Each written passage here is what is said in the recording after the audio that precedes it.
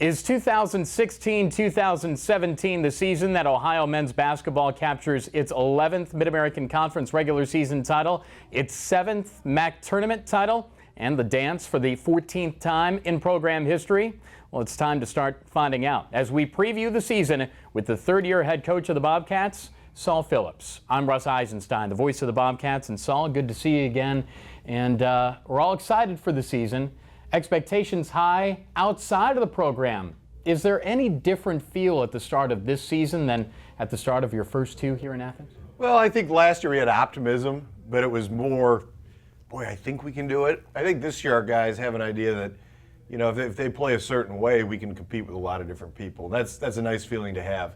I think there's more of a feeling of, hey, we control a little more of what goes on each year. Our guys are really excited, I know that, and I'm excited too. Let's get this thing rolling. You had mentioned, and for good reason, that your first season, even though those weren't the players that you recruited, that was your team. And you coached them no different than you would of any other team that you've coached. But now you're going into year three, and the team's cast a little bit more in your image. Do you get a sense that this is the more of how you see your teams playing out on the floor, offensive, defensively, and the rest? Well, I think we're inching toward that, but I would say it really, we have some pieces that maybe are a little more unconventional still. I still think we're an offensive skewed team in terms of what we're good at, but we're definitely making some progress on the defensive end. Ideally, my perfect team would be really balanced, good at both. And again, I still think offensively we're a little bit ahead, but that's not to take anything away from the work our guys have done this summer, both in the weight room and on the court. They have gotten much better defensively, and we've seen strides made. Yeah, there's no off-season anymore in college basketball or in any sport, really, and you've heard it a lot, and I've heard you, I'm sure that you've gotten a ton of questions about the defensive side of the basketball. So what changes have you made, and how many strides and how much better will you be on the defensive end? Well, when my kids are asking me why we're not better offensively or defensively, my children, that's a problem. They picked up on it. Yeah, so I got a 6-year-old critic up there in the stands of our defense. It's time to make a move. But no, we've really fortified our rotations, our help. Our physical strength has gotten better, which will help. Yeah. Last year at times I thought we were the weaker of the two teams on the court far too often, and I think that's going to change a little bit. You've also maybe fortified the troops a little bit with two defensive-minded players in Jason Carter and Rodney Culver. And then screen and roll, how we defend that. We've worked on that a great deal. So progress has been made. How much? We'll see as this plays out. As we looked at the numbers through the course of last year, you were unbelievably efficient on the offensive end, and sometimes we'd forgotten about that. Fans might have, because of the shortcomings on the defensive side. But if you blend those together, you're a team that is going to be very hard to beat. Can you be as efficient offensively this year, or maybe even more so? We can be more efficient this year, without question. I think we have more of an ability to get to the free throw line, which increases efficiency. I think I know we can take care of the ball better. I'm always still looking for that zero turnover game at some point. That would be ideal. Do those exist? I haven't seen one. Right. But, I've seen zero turnover halves before. Those are good. Yeah. Let's start with that. But certainly getting turnovers into single digits, you know, that's about top in the nation. That's going to be close to leading the nation if you do that very many times. That would be a big goal of mine. That would make us more efficient. You have the player of the year coming back in this league, and you have arguably the best point guard in the league coming back. Let's start at the top of your offense and defense with Jerron Simmons. He had signs of taking the game over offensively with his shooting ability and his knack to get to the rim too, but he's also a tremendous distributor as well. Does he have a defined role as a point guard, or is it kind of feeling it out as the game goes along and letting him just kind of be a little bit creative there? He's got a terrific feel for the game, and that's important. I don't micromanage Jerron a whole lot out there. He and I are really, really, really close in how we think about the game. In film, we'll finish each other's sentences. We'll go to call a play. I'll go to call a play, and he said, "Coach, I just told the guys to run that." You know, a lot of things like that. So He's got a lot of freedom within my program, mostly because all he does is make good decisions. You know, he, not only on the court, off the court, as a leader. He is a winner in every sense of the word.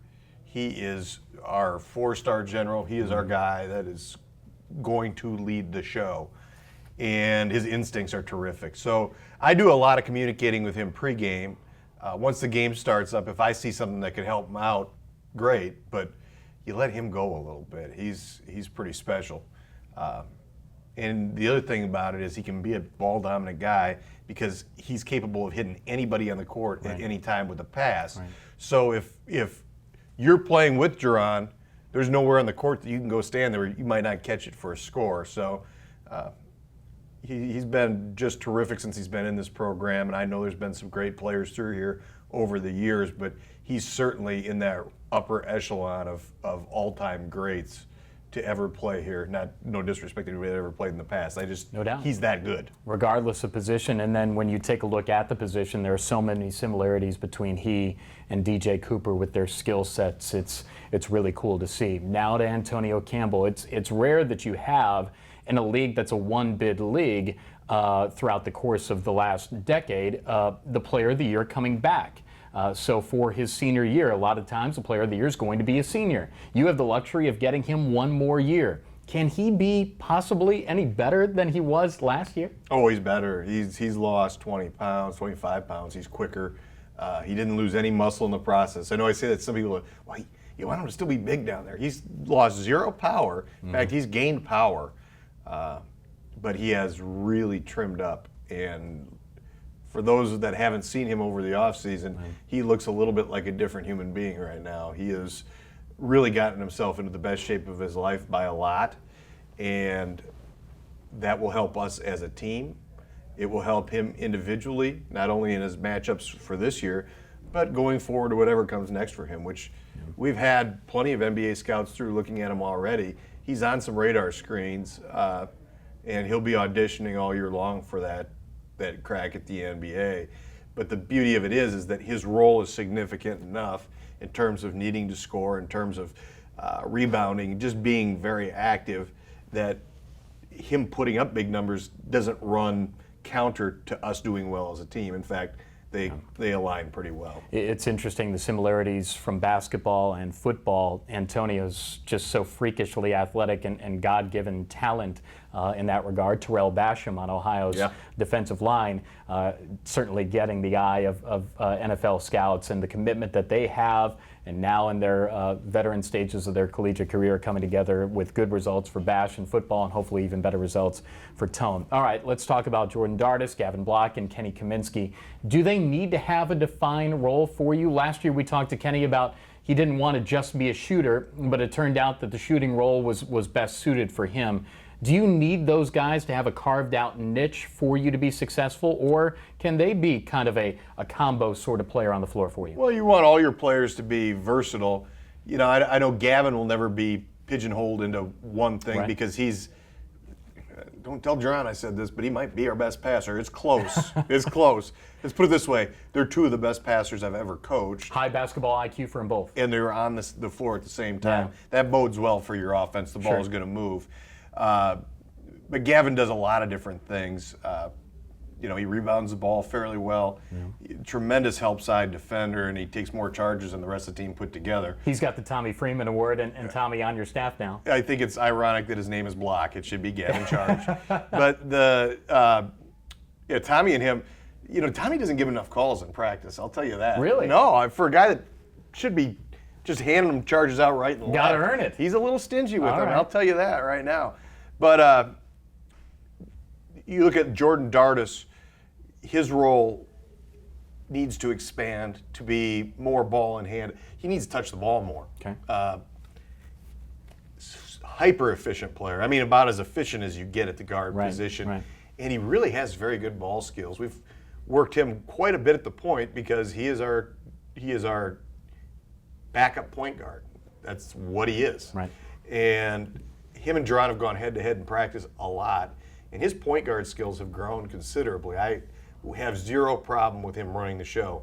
started out where I'd run certain things while he was out there at the point, and now the whole playbook's open to him. So he's come that far. Kenny can do a lot of things. Kenny's, you forget he's 6'8". Right. You know, he can mix it up down there. He's actually a pretty good defensive rebounder. But with Kenny, his fastball always has to be his catch and shoot. That's what he has to do well. And Kenny really affects the entire game. I don't think I've ever seen a guy that gets more people on the other bench talking, shooter, shooter, shooter, get a hand up. Yeah. As soon as he catches, he really opens the floor just by his presence out there. He opens the floor up for everybody else. It just seems that floor positioning and spacing for him to get that shot up. And even in the MAC tournament last year, we saw him deck it on the baseline and quick trigger. If you could add that to his game, that would be key moving forward. There's a lot there. The other thing with Kenny is maybe running a few more motion-based things where he can come off some curls and maybe get some catches in different ways rather than constantly being on the arc, hands ready, ready to catch and shoot. Maybe make that a little more diverse anyway. Let's talk depth and let's talk first-year players. You don't have many first-year players, but how do you see your depth and how do you see your freshmen being intertwined in this whole deal? I think we're deep. I do like our depth. It's certainly the deepest team. Not that we've had the deepest team since I've been here, but we have more depth. I think in a lot of places we'd be more suited to be able to absorb an injury and be able to play 2-3 games out while someone gets healthy. The freshmen in particular are a big reason for that. Rodney Culver and Jason Carter were both brought in to serve a purpose on this team specifically. Now their roles will expand out from that as they get older, but right now I need you to do this and I need you to do that, and do those things well and you will be on the floor. With Rodney, it's defense. With Jason, it's toughness inside, some rebounding, and just another good solid player on the interior. I'll tell you, they've come in and they've really knocked it out of the park. They've been terrific so far. It's funny, I was talking to him the other day and I said, you guys are both doing really well, but neither one of you know it because you think this is how a freshman year is supposed to look to this point. But the biggest thing that they've done is really assimilated themselves into the way that we play and really get along well with their teammates and put their role ahead of all else right now. And in front of all other accomplishments that they could achieve, they want to do their role because they know that helps us get better. How do you see this league right now?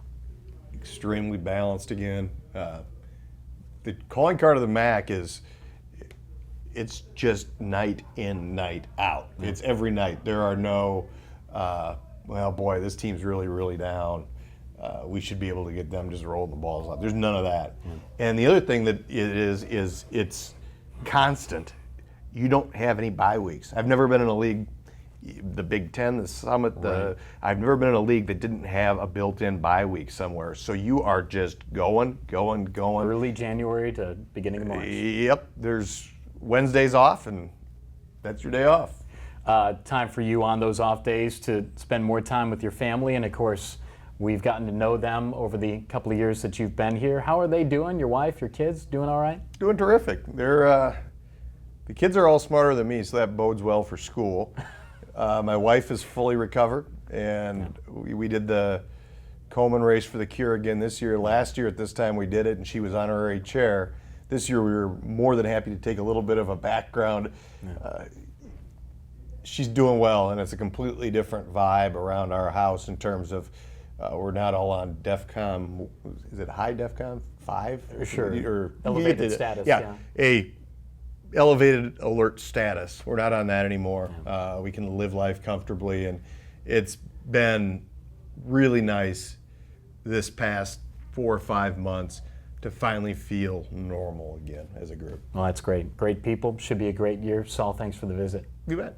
That's Saul Phillips. I'm Russ Eisenstein. We're all excited to bring you Bobcat men's basketball in 2016-2017. It all starts with the opener as Ohio takes on the Southern Jaguars at the Convocation Center on Saturday, November the 12th. Games are on ESPN3 throughout the course of the year and on the Ohio IMG Sports Network as Rob Cornelius will once again join me as we paint the picture for you. That's our preview of Bobcat men's basketball 2016-2017. For Derek Mashiro and Jason Chipino and for Mike Ashcraft, I'm Russ Eisenstein. This is Bobcat TV.